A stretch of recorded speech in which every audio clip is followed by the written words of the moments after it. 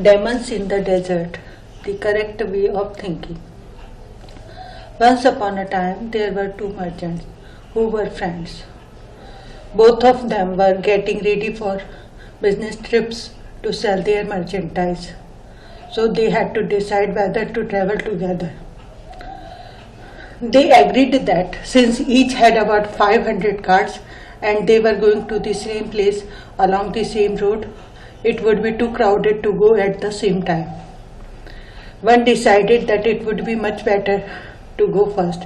He thought, the road will not be rutted by the carts. The bullocks will be able to choose the best of all the grass. We will find the best fruits and vegetables to eat.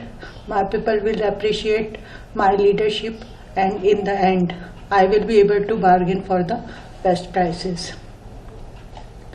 The other merchant considered carefully and realized there were advantages to going second. He thought, my friend's cart will level the ground so we won't have to do any road work. His bullocks will eat the old rough grass and new tender shoots will spring up for mine to eat. In the same way, they will pick the old fruits and vegetables and fresh ones will grow for us to enjoy. I won't have to waste my time bargaining when I can take the price already set and make my profit. So he agreed to let his friends go first. This friend was sure he'd fooled him and gotten the best of him, so he set out first on the journey. The merchant who went first had a troublesome time of it. They came to a wilderness called the waterless desert, which the local people said was haunted by demons. When the caravan reached the middle of it, they met a large group coming from the opposite direction. They had carts that were mud smeared and dripping with water. They had lotuses and water lilies in their hands and in the cart.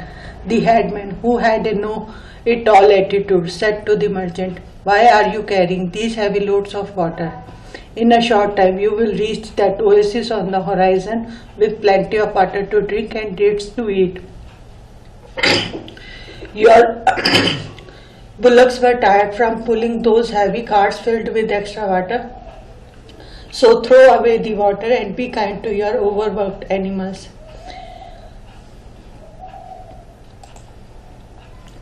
Even though the local people had warned them, the merchant did not realize that these were not real people but demons in disguise.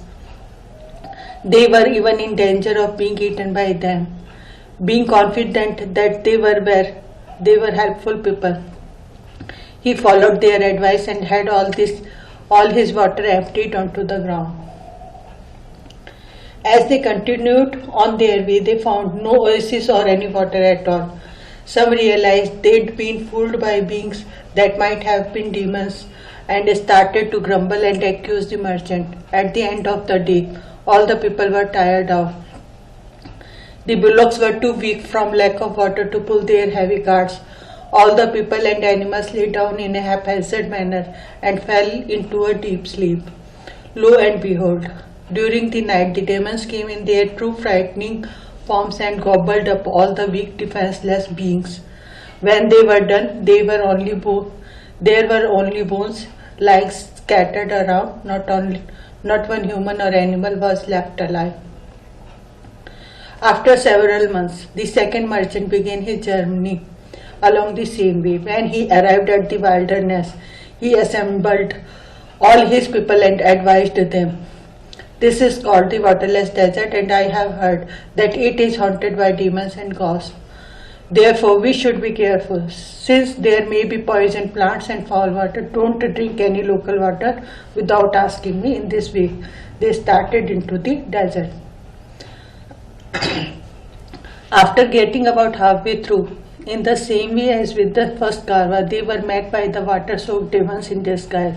They told them the oasis was near and they should throw away their water. But the wise merchant threw them right away. He knew it didn't make sense to have an oasis in a place called waterless desert, and besides, these people had bulging red eyes and an aggressive and pushy attitude, so he suspected they might be demons. He told them to leave them alone, saying, "We are businessmen who don't throw away good water before we know where the next is coming from." Then, seeing that his own people had doubts, the merchant said to them, "Don't believe these people, who may be demons, until we actually find water. The oasis they point to may be just an illusion or a mirage. Have you ever heard of water in this waterless desert? Do you feel any rain, wind, or see any storm's cloud?" They all said no. And he continued, "If we believe these strangers and throw away our water, then later we may not have any to drink or cook with. Then we will be weak and thirsty. It would be easy for demons to come and rob us or even eat us up. Therefore, until we really find water, do not waste even a drop." The carva continued on its way, and that evening reached the place where the first carva's peoples and bullocks had been killed and eaten by the demons. They found the carts and humans and animals' bones lying all around. They recognized that the fully loaded carts and the scattered bones belonged to the former carva. The wise merchant told certain people to stand watch around the camp during the night. The next morning, the people ate breakfast and fed their bullocks well. They added to their goods the most valuable things left from the first caravan. So they finished their journey very successfully and returned home safely, so that they and their families could enjoy their profits. The moral is, one must always be wise enough not to be fooled by tricky talk and false appearances.